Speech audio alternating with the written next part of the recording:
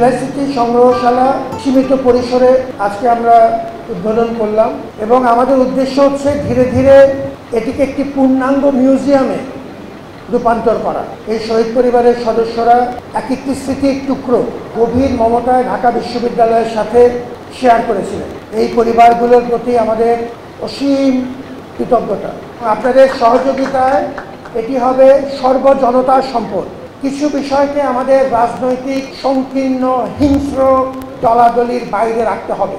দেশকে ভালোবেসে যারা জীবন দিয়েছেন, এই সর্বোচ্চ আত্মত্যাগকে আমরা কিছু দলীয় রাজনীতির কালিময় লেপন করতে দেব না এবং আমরা এই বিষয়গুলো আমাদের জাতির সর্বোচ্চ মর্যাদা যে প্রতীক, সেই ভাবগম্ভীরতাতেই সবসময় ধারণ করব।